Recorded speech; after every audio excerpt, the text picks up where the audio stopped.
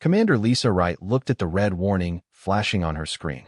The message arrived just moments ago from an unknown source beyond Neptune's orbit.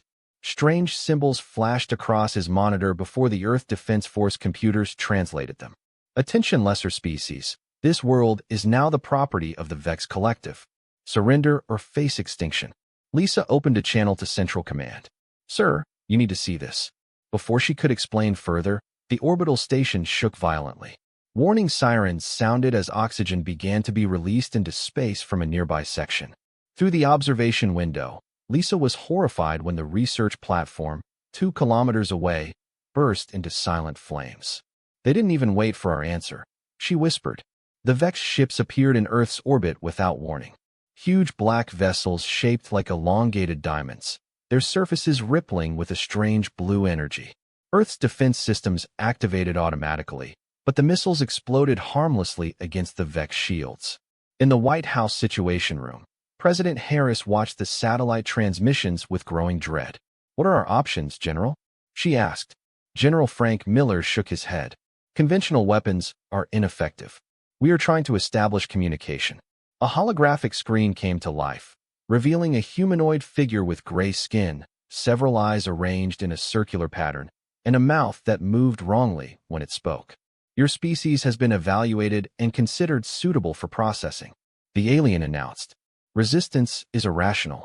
Submit for categorization and feature extraction. The president leaned forward. We want to discuss peaceful terms. We need time to prepare our people for this change. The alien's eyes blinked in sequence. Your order is noted. You have 6 rotations of the Earth to organize your surrender. To demonstrate our superiority, we will now provide a sample of the consequences of resistance. The transmission was cut off. 30 seconds later, reports emerged of an energy beam hitting Beijing. The entire city and surrounding area disappeared, leaving only a smoking crater. 2 billion people watched the destruction on their screens. Panic spread across the world as governments scrambled to respond. In a secure underground facility beneath Colorado, military analyst John Carter reviewed Vex transmission patterns. They are following a predictable conquest strategy. He explained to the Joint Chiefs of Staff that this is not the first invasion. They are treating us like any other species they have encountered. What does this tell us? Admiral Peters asked. John did a series of calculations. They expect a standard response, whether immediate surrender or disorganized resistance. Their tactics suggest they have never faced a species that adapts quickly under pressure. So what do we do? Someone asked. Lisa Wright, now evacuated from the damaged orbital station, stepped forward. We give them exactly what they expect. On the surface, we appear to be negotiating the terms of surrender while secretly preparing. The president authorized the plan the next day. As diplomatic channels opened with the Vex, Earth's military mobilized in secret. Scientists worked around the clock studying the limited data from Vex technology. Special forces prepared for asymmetric warfare. Dr. Olivia Bell, head of the Neural Enhancement Division, presented her controversial research to the Emergency Scientific Council. We have been developing neural pathway stimulation for medical applications, she explained. With modifications, we can improve human cognitive and physical capabilities beyond normal limits. Normal? You're talking about experimenting on humans, someone objected. Olivia nodded sternly. I already have 300 volunteers, including me. The Vex expect us to behave like every other species they have conquered. Our only advantage is that we won't. As the deadline approached, Commander Vex received Earth's official response, a carefully crafted message, suggesting partial compliance and requesting further discussion. Predictable negotiation tactics, the commander noted to his subordinates. Begin landing operations. Resistance will be minimal and disorganized. The Vex did not understand their fundamental error. They studied human biology, technology, and apparent limitations, but missed something crucial about the species they sought to conquer. Humans did not accept defeat. When pushed to the brink of extinction, they did not surrender. They evolved. 6 months after the arrival of the Vex, Earth was no longer the same. The main cities were in ruins. Smoke filled the sky, blocking the sun in many regions. Vex ships patrolled constantly, their dark shapes casting shadows over the broken landscape below. In what was once Chicago, aliens have built a huge processing center. Humans were brought there in large groups. The Vex classified them into three categories: workers for their mining operations, test subjects for their laboratories, and those considered unnecessary biomass, who were never seen again. Kelly Martinez crouched behind a collapsed wall, watching the processing center through binoculars. A former high school chemistry teacher, she now led a small resistance cell. His clothes were dirty and torn, but his eyes remained alert and focused. "They're bringing in another group," she whispered to the man next to her. Paul Evans nodded. A former delivery driver, he joined Kelly's group after his family was taken. Same time as yesterday. They never changed their schedule. "That's their weakness," Kelly said. "They think they've won, so they've become predictable." The resistance was unable to win direct battles against Vex technology. Instead, they focused on gathering information, helping people escape, and small attacks that kept the aliens off balance. Most importantly, they collected data on the Vex weaknesses. 50 feet underground, beneath the ruins of a university, Dr. Olivia Bell worked in a hidden laboratory. The space was cramped, filled with salvaged equipment and makeshift tools. 20 scientists and doctors worked alongside her. His face is thin from months of limited nutrition. "Give me that solution," Olivia said to her colleague Sam Daniels. He handed her a vial of clear liquid. Olivia carefully added drops to a sample of brain tissue. Under the microscope, she watched neural connections form at an accelerated rate. "The enhancement protocol is working," she told Sam. "We are seeing a 40% increase in the development of neural pathways." Sam looked worried. "What about side effects?" Olivia's face turned serious. "Still significant. The first volunteers felt severe pain, nosebleeds, and, in 2 cases, brain hemorrhages. But we are making progress." His work on the neural enhancement protocol began before the invasion as a medical treatment. Now, it had a new purpose: to push human capabilities beyond normal limits. If successful, the enhanced humans may have a chance against Vex technology. Meanwhile, Navy SEAL Alan Rodriguez led a different kind of resistance on the other side of the world. His team specializes in direct action against Vex targets. They moved constantly, never staying in one place for more than a day. This at night, they prepared to attack a Vex communications relay. Alan checked his improvised EMP device, built from stolen Vex parts and human electronics. "Remember, we have 3 minutes after the shot." He told his team of 8 fighters, "Take the data and leave. Don't try to fight them directly." The attack went according to plan. The EMP temporarily disabled the Vex systems. The team downloaded valuable data on Vex communications before disappearing into the night. Back at the hidden camp, Alan reviewed what they had stolen. "This confirms what we suspected," he told his second-in-command, Maria Lopez. "Its entire command structure depends on quantum communication networks. If we can disrupt these networks, we can break their coordination." Maria finished her thought. Around the world, thousands of small resistance groups like Alan's and Kelly's fought in different ways. They discovered that Vex bodies could not handle certain Earth bacteria. They learned that Vex commanders always lagged behind their troops. They noted that Vex never changed tactics once established. More importantly, they discovered that the Vex were becoming increasingly complacent. The aliens believed that human resistance was merely the dying struggle of a defeated species. They didn't realize that with each passing day, humans learned, adapted, and prepared. In her underground laboratory, Olivia injected the latest version of the enhancement formula into a volunteer's spine. The woman gasped, her back arching in pain. Then, slowly, his breathing evened out. When she opened her eyes, they seemed to focus with new intensity. "How are you feeling?" Olivia asked. The woman smiled slightly, "As if I could see everything more clearly now, as if I finally understood how to fight back." Somewhere above, a Vex ship passed overhead. Unaware that beneath the ruins of a conquered world, humanity was changing in ways the aliens could never predict. A year after the invasion, hope began to replace fear. Dr. Olivia Bell's neural enhancement protocol was working. Each new version caused fewer side effects while producing stronger results. The procedure released human potential that had remained dormant for thousands of years. In a facility hidden beneath the Rocky Mountains, Olivia watched Eric Foster, the 100th volunteer to receive the treatment, solve complex equations faster than any computer.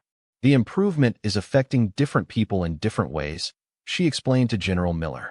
Some develop incredible mental processing abilities. Others show greater physical strength or reflexes. Some have exhibited limited telekinetic capabilities. Telekinetic, the general asked with raised eyebrows. Olivia nodded, moving small objects with her mind. Nothing dramatic, but it suggests that the human brain has untapped potential. The first volunteers suffered terribly.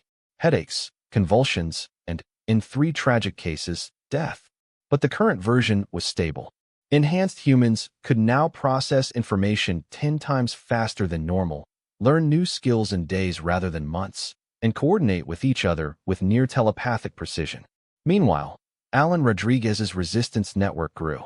Small cells operated in all regions under VX control.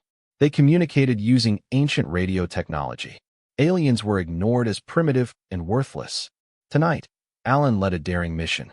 His team of 12 augmented soldiers approached a grounded VX command ship.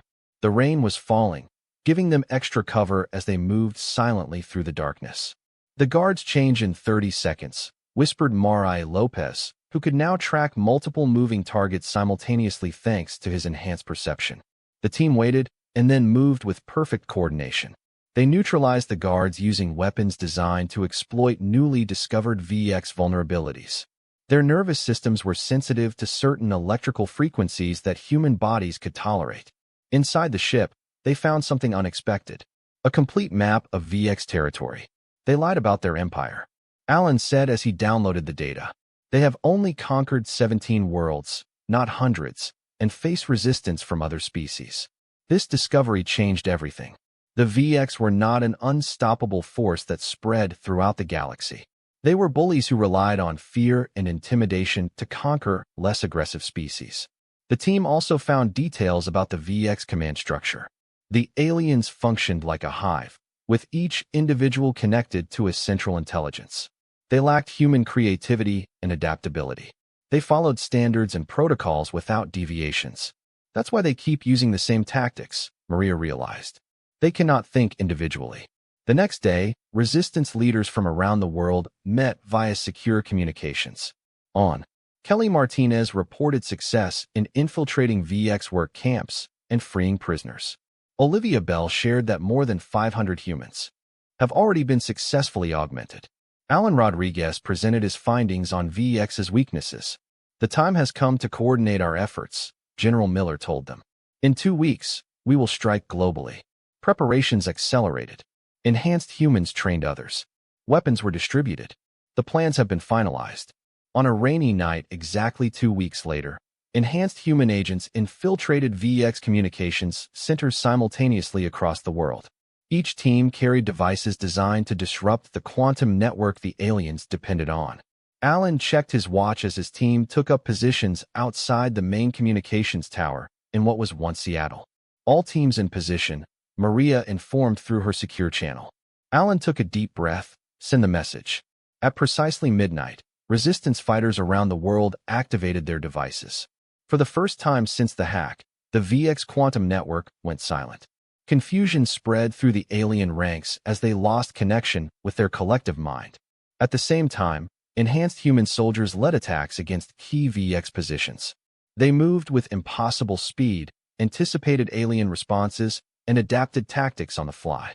In her underground command center, Olivia Bell watched the data flow from around the world. "It's working," she whispered. The counterattack began. VX has brought humanity to the brink of extinction. Now they would learn what humans were truly capable of when fighting for survival. VX never expected such coordinated resistance. For 3 weeks, humans attacked alien positions across the world. Enhanced soldiers moved with impossible speed and precision. They attacked the VX officers first, creating chaos in the alien ranks. In what was once downtown Los Angeles, Kelly Martinez led a team of 20 fighters. They moved through the ruins, attacking a VX patrol from several directions at once. "They can't adapt to changes in tactics," Kelly told his team. "Hit them quickly and change positions before they can respond." The aliens fired energy weapons into empty spaces where humans had been seconds before. Meanwhile, Kelly's team eliminated them one by one using weapons designed to pierce VX armor at specific weak points. Across the ocean, Alan Rodriguez captured a VX regional command center with minimal casualties. Their enhanced soldiers processed information from the battlefield 10 times faster than normal humans. They could predict VX movements before they happened. They always follow the same standards that Alan explained to a group of new recruits. Once you see the pattern, you can explore it. VX commanders were confused. Their reports described impossible scenarios. Humans appear to communicate without speaking, anticipating attacks before they happen and adapting strategies faster than aliens could respond. Most disturbing to VX was how the humans seemed to grow stronger with each defeat, learning and evolving in ways the aliens could not understand. In her underground laboratory, Dr. Olivia Bell worked on something even more ambitious than the neural enhancement protocol. She called it Project Prometheus. The improvements proved that our bodies can be improved. She explained to General Miller, but Project Prometheus isn't just about improving our bodies. It's about arming human creativity. The general looked skeptical. Explain. Olivia pointed to the data screens around them. VX think in linear patterns. Humans generate creative leads. We've assembled teams of advanced scientists, engineers, and even artists to reimagine how we can use VX technology against them. Meanwhile, space engineer Kevin Weber led a special project at a hidden facility in the Nevada desert. His team had captured several intact VX ships and was dismantling them. They built everything for efficiency. Kevin told his engineers as they examined alien technology.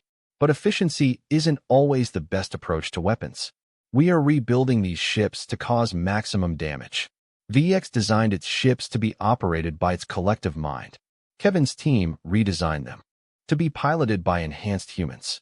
Where VX ships were functional but basic, human-modified versions incorporated unpredictable attack patterns and stealth capabilities.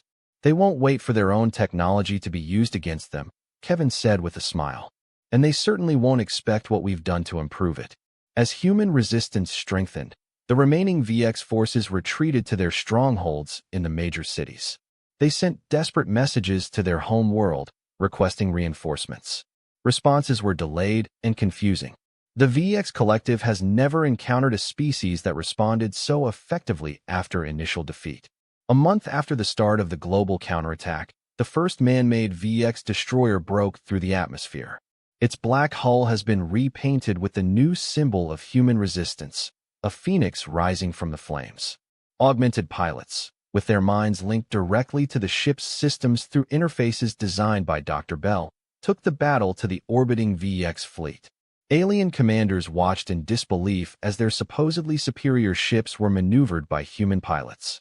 The modified destroyer moved in ways that VX ships were not designed to move, firing weapons that were reconfigured to exploit weaknesses in the alien shield. In the White House Situation Room, now back under human control, President Harris watched the space battle on big screens. They thought we would be easy to win over, she said. They never understood what humans do when they are pushed too far. We only insist on fighting back. We revolutionized the way war is fought. When the first VX orbital platforms exploded, there was applause from the assembled military leaders. For the first time since the invasion, victory seemed possible. Not just on Earth, but beyond. 2 years after the invasion began, Earth was almost free. The cities remained in ruins, but the skies were no longer darkened by the VX ships. The remaining aliens retreated to their orbiting fleet, only to discover that their ships were compromised by human-engineered viruses that had spread through their networks. Augmented human pilots, connected to ships through neural interfaces designed by Dr. Bell, overcame the rigid VX formations. Kevin Weber's modifications to captured alien ships gave humanity an advantage VX never expected. In what was once Washington, D.C., military leaders gathered in a partially reconstructed White House. President Harris addressed the assembled commanders. "We have almost won the battle for Earth," she said, "but our fight may just be beginning." General Miller stepped forward with a holographic display, showing the locations of other worlds conquered by VX. "We interrogated captured VX officers," he explained. "They revealed the coordinates of their empire. 17 worlds, all with enslaved populations just as they try to enslave us." Among the listeners was Alan Rodriguez, now promoted to Admiral of Earth's growing space fleet. His experiences fighting VX left scars on his face, but his eyes remained determined. "What are you suggesting?" He asked. "That we just let other species suffer. The room fell silent. For 2 years, humans focused solely on survival. Now they faced a new question. What kind of survivors would they be? Dr. Olivia Bell spoke from her seat at the table. We have the opportunity to do something unprecedented. VX never expected us to defeat them here. They certainly won't expect us to take the fight to them. In a secure facility beneath the Nevada desert, Kelly Martinez watched enhanced human soldiers train with modified VX weapons. Once a chemistry teacher leading a small resistance cell, she now commanded Earth's elite special forces. These troops are ready, she told Kevin Weber as they watched the training. They could be deployed to other worlds within weeks. Kevin nodded. He spent months studying the faster VX than the dry, light system. With the modifications we've made to FTL technology, we can reach the nearest conquered territory in less than a month. The original VX project would take years. In a hidden laboratory in Colorado, Dr. Bell connected with the captured VX commander. The alien was protected in a specialized containment unit that prevented it from self-destructing. A common response when VX was captured. "Tell me about the worlds you conquered," she said. The alien's multiple eyes blinked in sequence. "You don't understand what you're doing," he warned. "The collective will bring all its power against you. So help us understand." Dr. Bell responded calmly. "What will we find in these worlds?" VX hesitated and then spoke. 17 species, all useful in different ways, all properly subdued. "Do they resist?" Dr. Bell asked. They did. Then they learned the futility of resistance. Dr. Bell smiled slightly, just as humans were supposed to learn. The alien didn't respond. Later that day, Dr. Bell and Kevin Weber presented their findings to the newly formed Human Defense Council. "We have thoroughly analyzed their FTL drive," Weber explained, pointing to technical diagrams. "With our modifications, we will be able to reach conquered territories in weeks, not years.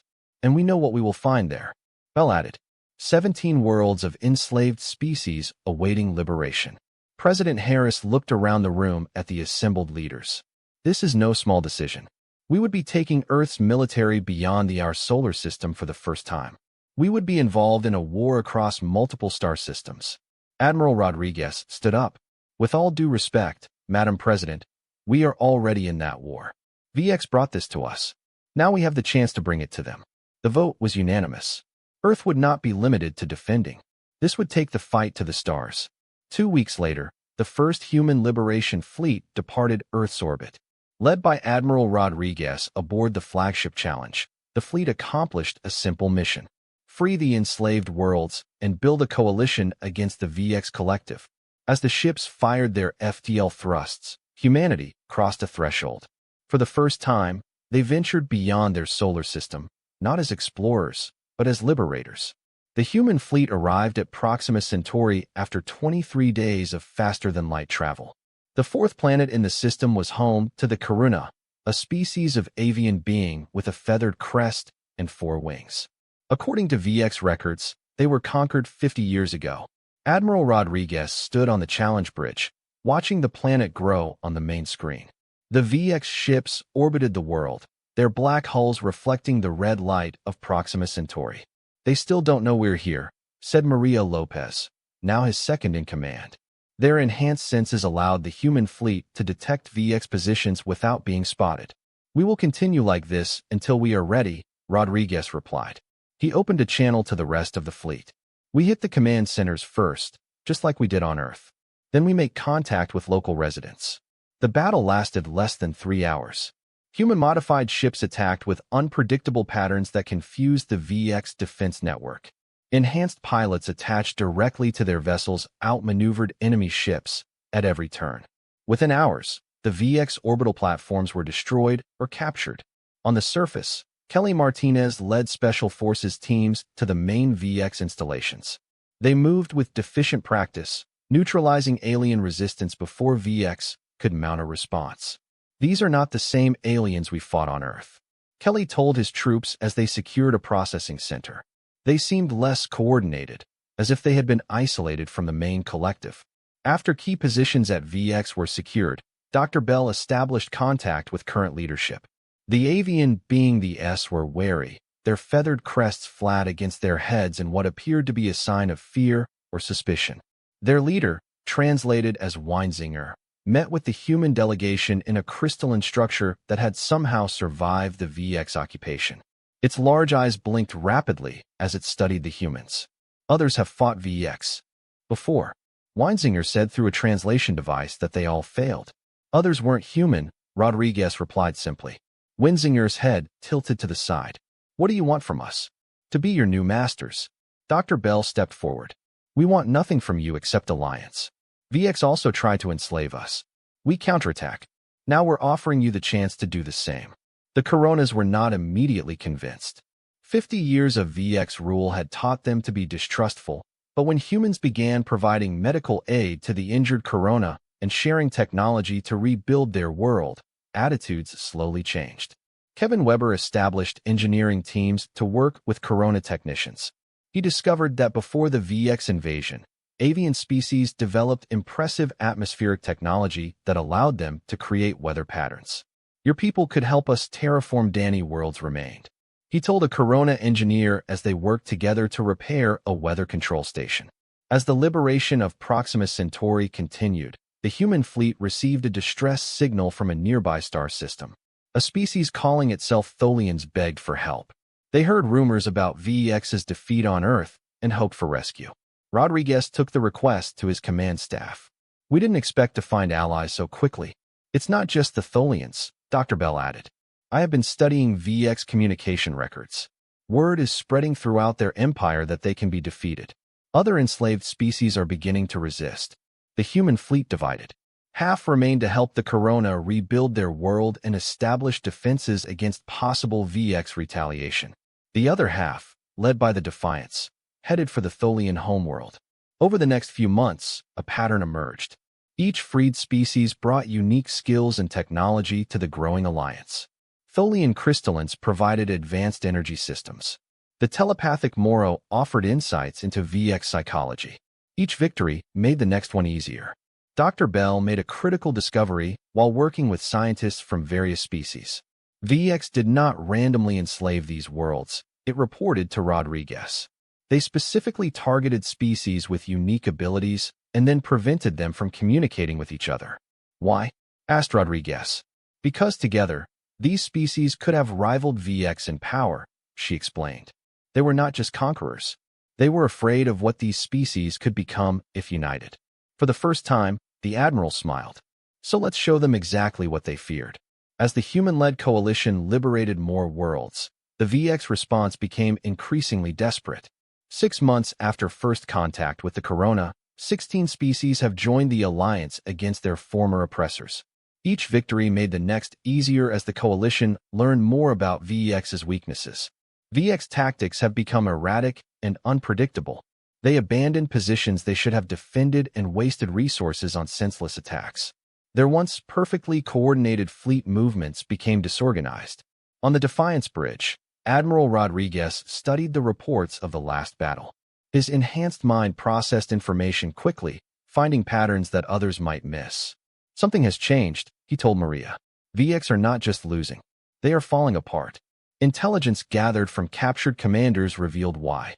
The supermind of the Collected, a biological supercomputer that ran their entire civilization, had never encountered a scenario it could not predict. Humans and their allies did not follow expected standards. The Evermind was experiencing the equivalent of a mental breakdown. In the war room of the Coalition flagship, representatives of all 16 freed species gathered around a holographic display. Bell presented his next target, a huge ring world orbiting a dying star. This is the VX homeworld, she explained. According to our intelligence, the higher mind is located there. When the Corona singer spread its 4 wings, what humans learned was a gesture of concern. Many of my people still bear scars from VX experiments. Directly attacking their home planet would mean terrible losses.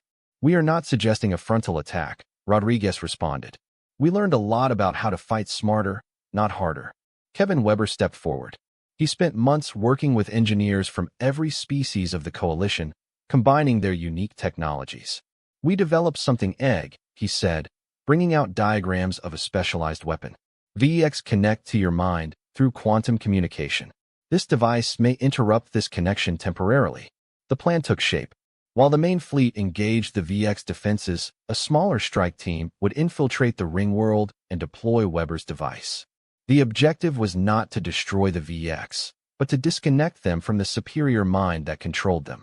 As the coalition fleet prepared for the final battle, Admiral Rodriguez stood before an assembly of human and alien soldiers, representatives of all 16 species listening as he spoke.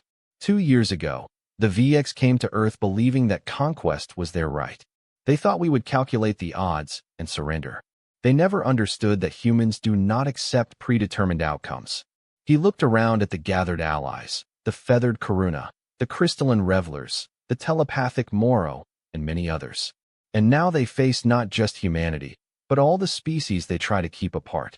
Together, we prove that diversity of thought and experience is our greatest strength.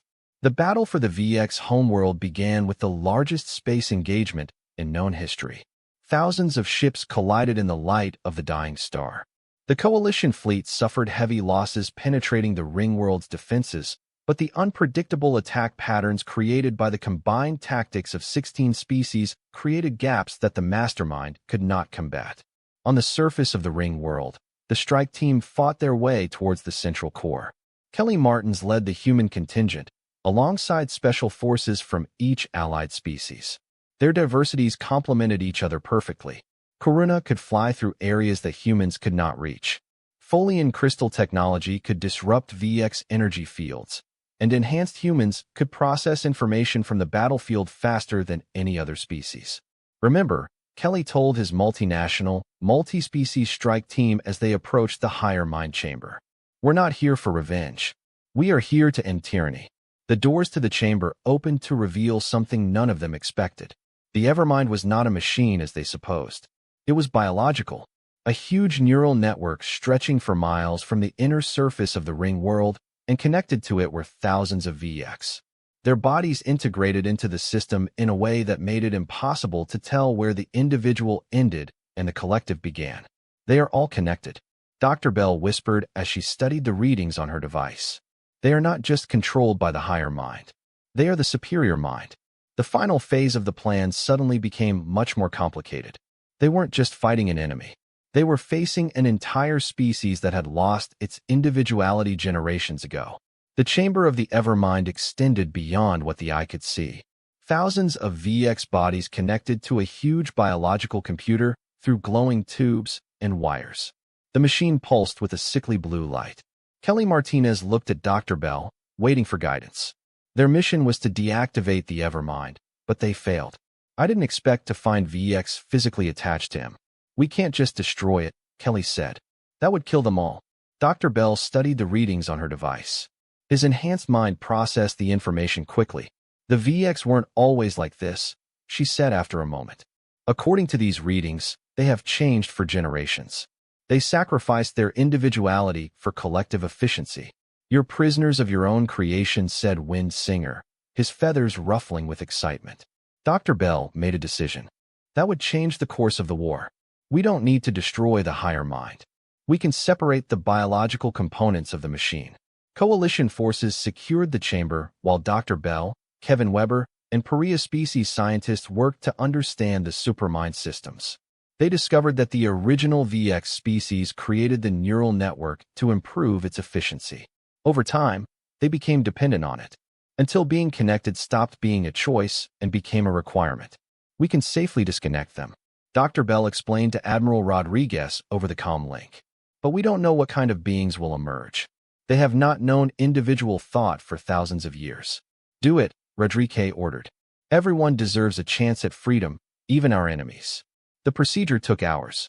Coalition medical teams standing by to tend to the VX as they were carefully disconnected. Many of the aliens were confused and disoriented. Their bodies evolved to connect to the higher mind, struggling to function independently. As more VX were released, a pattern emerged. Without the control of the supermind, the collective divided into independent groups. Some reacted violently, unable to deal with individual thinking. Others seemed almost childlike, experiencing free will for the first time. Help them, Kelly told his soldiers as they secured the newly disconnected VX. Remember, they are victims too. Across the galaxy, VX forces suddenly found themselves cut off from the guidance of the collective. Some continued fighting out of confusion. Others simply stopped, awaiting instructions that would never come. Without the Evermind, the empire that terrorized dozens of worlds for centuries simply collapsed. A year later, representatives of 32 species gathered on Earth to sign the Stellar Concordat. The principles were simple and neutral: defense, technological exchange, cultural preservation, and prohibition of forced assimilation. President Harris and Admiral Rodriguez welcomed delegates to the new council chamber built in what was once Washington, D.C. Among them were former enemies, a delegation from VX, now calling itself Cultivo Lever. They moved strangely, still adapting to independent existence. The VX representative, who chose the name Builder, addressed the assembly. "We believed efficiency was the highest goal," Builder said in a halting speech. "We sacrificed choice for certainty. Thank you for showing us another path." Kevin Weber, now heading the Concordat's technology division, stood beside Dr. Bell as they watched the signing ceremony. "They have brought us to the brink of extinction," he said calmly. "But in doing so, they revealed what humans do best: adapt, innovate, and turn defeat into something greater than victory." Dr. Bell nodded. VX thought it was superior because it eliminated unpredictability. They never understood that chaos and choice are where true growth happens. At the end of the ceremony, the first joint expedition prepared to explore beyond known space. The flagship, Resilience, transported scientists and explorers from 20 species, including humans, and refitted VX. His mission was not conquest, but discovery, carrying forward the lesson that diversity of thought and experience was the greatest strength of all. The universe has already trembled with the approach of the VX collective. Now he watched with interest as a new coalition, born of humanity's refusal to surrender, charted a different path among the stars. Kelly Martinez, now Resilience commander, gave the order to go. "Take us out," she said, looking at her motley crew. "We have a lot to learn out there. And this time, we're doing it together, you." The ship sped smoothly into the darkness, carrying the shared dreams of species that were once enemies but now faced the future as allies.